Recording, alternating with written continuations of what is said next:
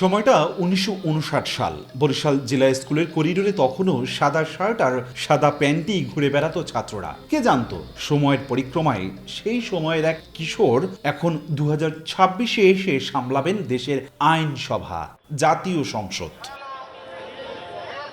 হ্যাঁ, বলছি হাফিজ উদ্দিন আহমেদের কথাই। সদ্য দায়িত্ব যিনি পেয়েছেন বাংলাদেশের জাতীয় সংসদের স্পিকার হিসেবে।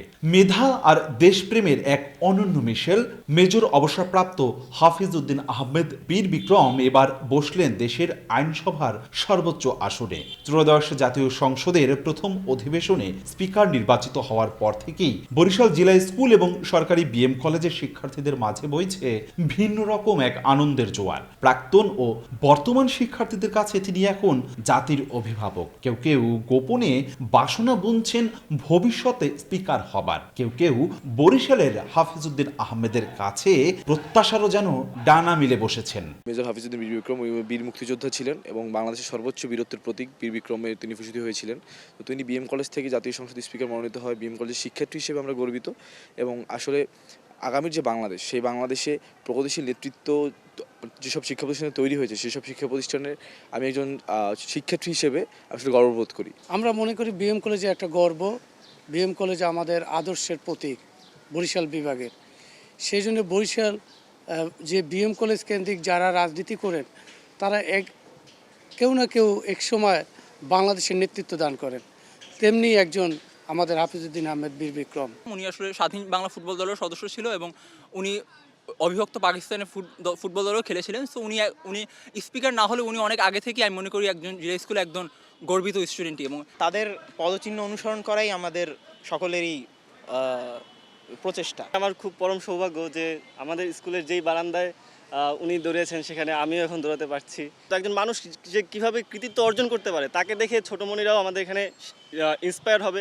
তারাও ভবিষ্যতে ইনশাল্লাহ অনেক অবদান রাখার চেষ্টা করবে। হাফিজ উদ্দিন আহমেদের অভিযাত্রার গল্পে ১৯৪৪ সালের ২৯শে অক্টোবর ভোলার লালমোহনে জন্ম নেন। পড়াশোনা করেন বরিশালের জেলা স্কুল, বিএম কলেজ, পরে ঢাকা বিশ্ববিদ্যালয়ে। ৬০-এর দশকে ছিলেন পূর্ব পাকিস্তানের দ্রুততম মানব। ১৯৭০ সালে পাকিস্তান জাতীয় ফুটবল দলের অধিনায়ক হিসেবেও কুড়িয়েছেন দেশ জুড়ে খ্যাতি।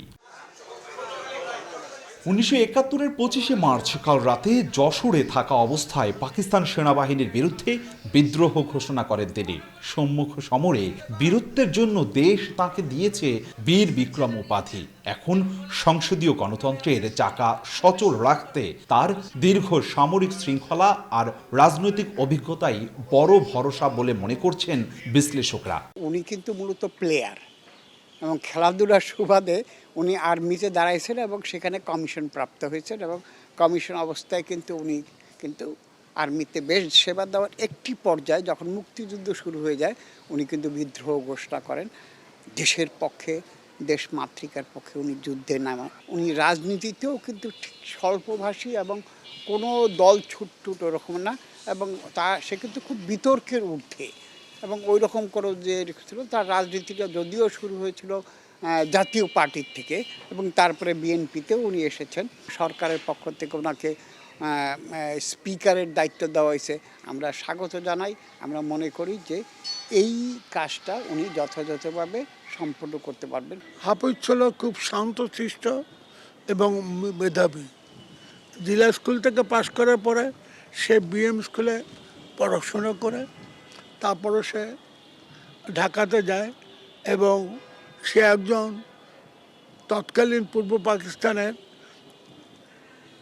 একজন মেধাবী, পরিচিত, আলোচিত আন্তর্জাতিক একজন ফুটবল প্লেয়ার ছিলেন। সে একজন অভিজ্ঞ পার্লামেন্টে ৮ বার সে সংসদ সদস্য ছিলেন। এর আগে ১৯৫৫ সালে পাকিস্তান গণপরিষদের স্পিকার হিসেবে নির্বাচিত হয়েছিলেন বরিশালের আব্দুল ওহাব খান ও ১৯৬৫ সালে স্পিকার ছিলেন আব্দুল জব্বার খান। স্বাধীন বাংলাদেশে প্রথমবারের মতো বরিশাল বিভাগ থেকে স্পিকার হলেন হাফিজ উদ্দিন আহমেদ বীর বিক্রম। অপূর্ব অপু, সময় সংবাদ, বরিশাল। মা, পিম্পল 5 দিনেই চলে যাবে। যাবে না মা। যাক, নিমের 5 অংশের পাওয়ারে 5 দিনেই দূর হবে পিম্পল। হিমালয়া পিউরিফাইং নিম ফেস ওয়াশ।